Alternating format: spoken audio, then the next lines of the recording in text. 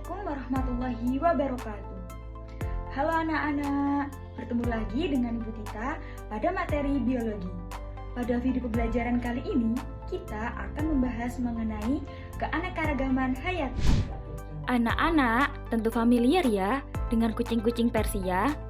Nah, selain kucing Persia, biasanya kita juga sering menemukan nih kucing-kucing lain seperti kucing domestik atau kucing kampung, kucing Anggora, kucing Siam, dan sebagainya. Aneka jenis kucing ini menunjukkan adanya keanekaragaman makhluk hidup di bumi. Kira-kira kenapa ya? Kok makhluk hidup ini kok bisa beragam? Kita akan mempelajarinya di video kali ini. Jadi, di video kali ini, kita akan mempelajari tentang keanekaragaman hayati. Simak terus videonya ya. Keanekaragaman hayati atau biodiversity merupakan keanekaragaman yang ada pada organisme, tentunya pada tingkatan gen, spesies, dan juga ekosistem. Ketiga tingkatan tersebut saling berhubungan sehingga tidak dapat dipisahkan satu sama lain. Nah, pada video pembelajaran kali ini kita akan membahas satu persatu ya. Yang pertama, keanekaragaman gen. Gen adalah substansi kimia sebagai faktor penentu sifat keturunan. Setiap individu tersusun atas banyak gen. Bila terjadi perkawinan atau persilangan antar individu yang karakternya berbeda, maka akan menghasilkan keturunan yang semakin banyak variasinya. Hal ini terjadi karena pada saat persilangan akan terjadi penggabungan gen dari masing-masing individu. Karenanya, akan terbentuk variasi-variasi yang menyebabkan keanekaragaman semakin tinggi. Contoh dari keanekaragaman gen dapat terjadi pada siput Sepia nemoralis. Meski dalam spesies yang sama, namun siput memiliki warna cantik dan cangkang yang berbeda-beda. Perbedaan warna cangkang ini karena adanya alel yang berbeda. Jadi, siput pada gambar berikut memiliki keanekaragaman tingkat gen dalam warna cangkang. Contoh keanekaragaman lainnya adalah pada buah pisang. Kita mengenal adanya varietas pisang. Meskipun sama-sama buah pisang, tapi bentuk, ukuran, dan rasa pisang tersebut beraneka ragam. Yang kedua, keanekaragaman jenis.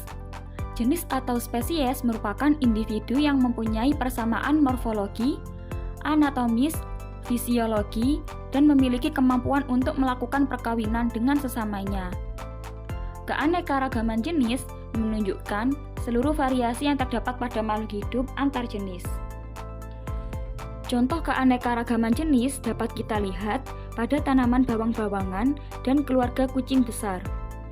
Untuk famili bawang-bawangan atau Amaryllidaceae, kita mengenal bawang merah Allium cepa var. Aggregatum, bawang putih Allium sativum, dan bawang bombay Allium cepa. Untuk famili kucing besar atau Felidae seperti singa Panthera leo, harimau Panthera tigris, macan tutul Panthera pardus, dan jaguar Panthera onca.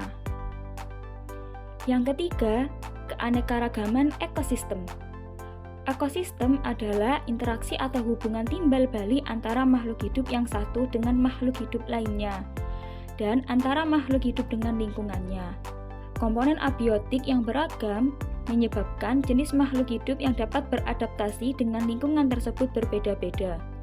Akibatnya, akan terbentuk keanekaragaman ekosistem. Ada ekosistem vegetasi pegunungan, padang rumput, hutan pegunungan, hutan hujan tropis, pantai, air tawar, air laut, serta ekosistem buatan. Contoh keanekaragaman hayati tingkat ekosistem adalah pohon kelapa banyak tumbuh di daerah pantai, pohon aren banyak tumbuh di daerah pegunungan, sedangkan pohon pinang tumbuh baik di daerah dataran rendah. Nah, anak-anak, setelah mengetahui jenis keanekaragaman hayati tadi, lalu bagaimana ya keanekaragaman fauna dan flora yang ada di negara kita? Sebagai negara yang terletak di daerah yang beriklim tropis dan berada di antara dua benua, Indonesia merupakan negara yang memiliki keanekaragaman hayati tertinggi kedua setelah Brazil. Indonesia juga dijuluki sebagai gudang botani dunia dan negara mega biodiversity. Untuk mengetahui keanekaragaman hayati Indonesia, kita dapat melihat persebaran flora dan fauna di Indonesia. Pertama, persebaran fauna. Persebaran fauna di Indonesia dikategorikan berdasarkan dua garis khayal, yaitu garis Wallace dan garis Weber, yang membagi wilayah Indonesia menjadi 3 bagian. Daerah di sebelah barat garis Wallace, daerah di sebelah timur garis Weber, dan daerah di antara keduanya atau daerah peralihan. Daerah sebelah barat garis Wallace meliputi Pulau Sumatera, Jawa, dan Kalimantan.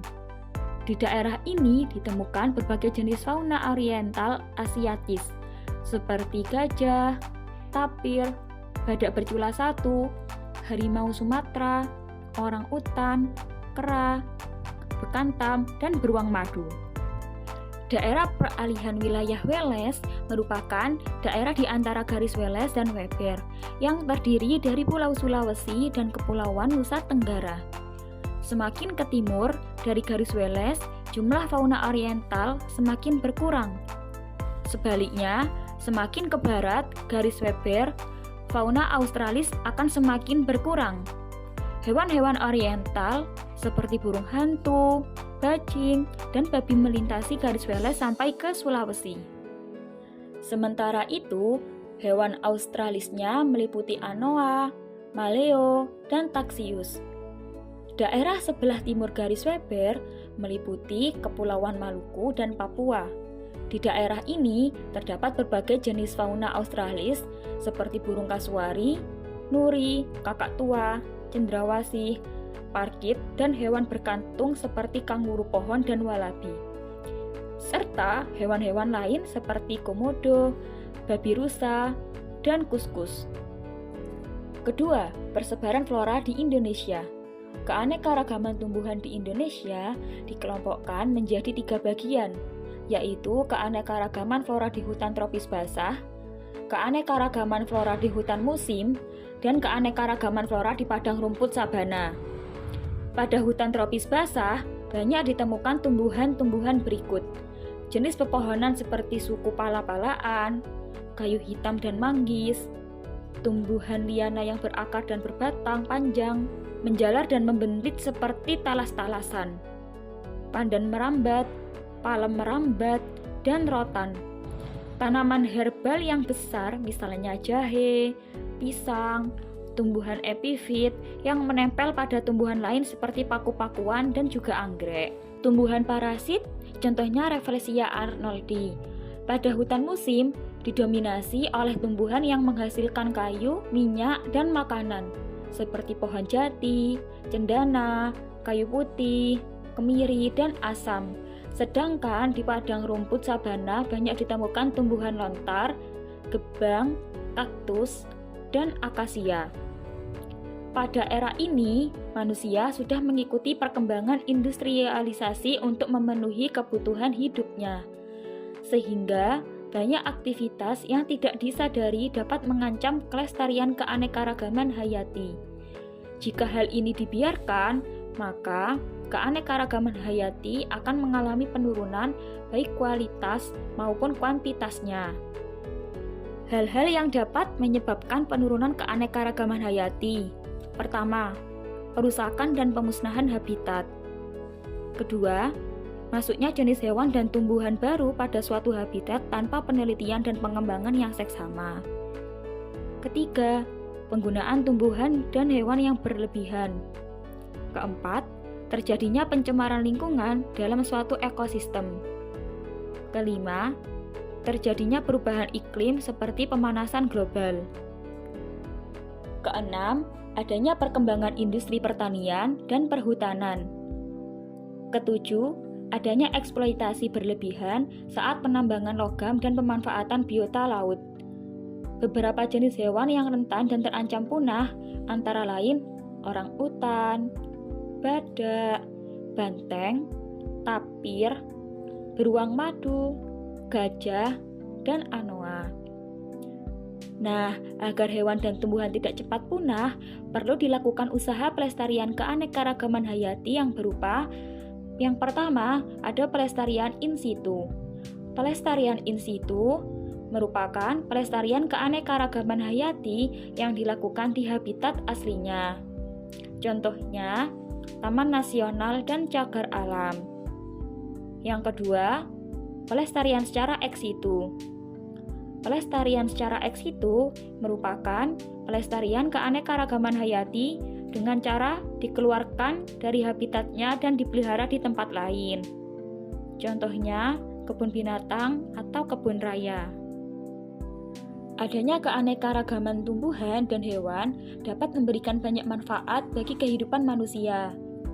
Beberapa manfaat tersebut adalah sebagai bahan pangan, bahan sandang, bahan bangunan, alat rumah tangga, untuk budidaya, sebagai sumber plasma nutfah, untuk keilmuan, sebagai bahan obat-obatan, dan keindahan. Nah, anak-anak, itulah keseluruhan pembahasan kita tentang keanekaragaman hayati, contoh, pelestarian, dan manfaatnya. Anak-anak bisa memahaminya ya.